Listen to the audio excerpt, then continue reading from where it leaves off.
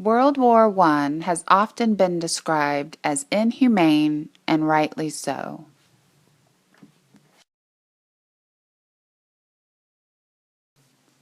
The new technology of the times and outdated war plans quickly produced a stalemate on the Western Front.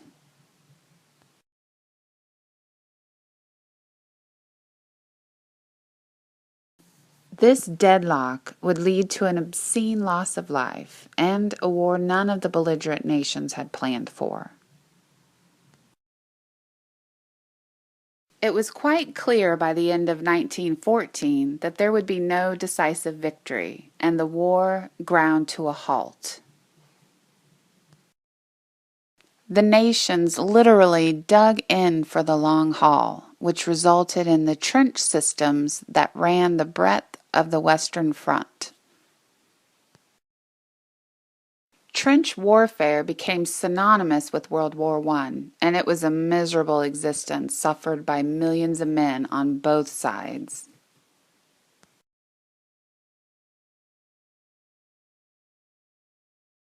In order to survive the war on the Western Front, a soldier had to first endure daily life in the trenches, which was a hell all its own.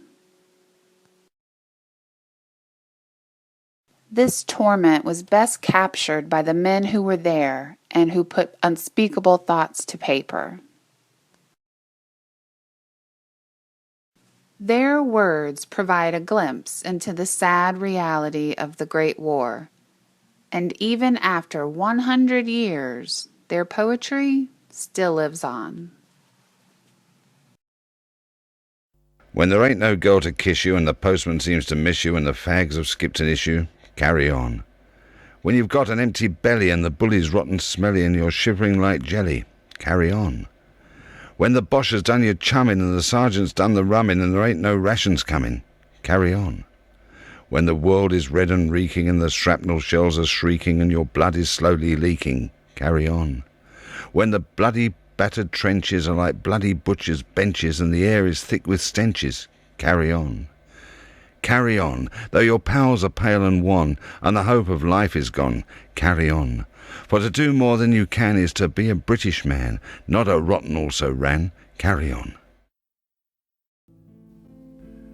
There's a broken, battered village somewhere up behind the line.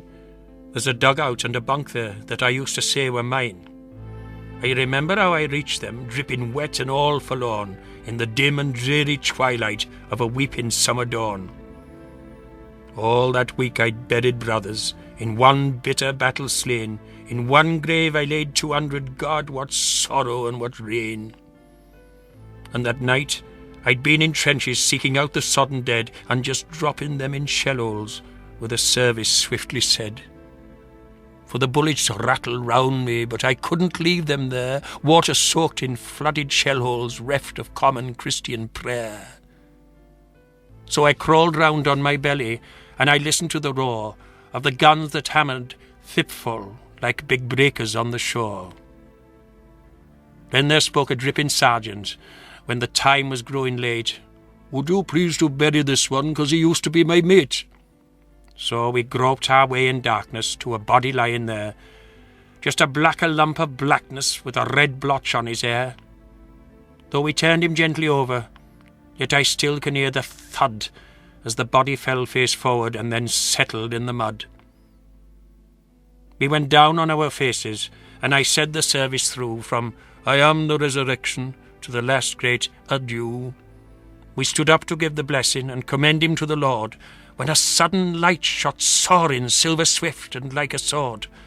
At a stroke it slew the darkness, flashed its glory on the mud, and I saw the sergeant staring at a crimson clot of blood. There are many kinds of sorrow in this world of love and hate, but there is no sterner sorrow than a soldier's for his mate.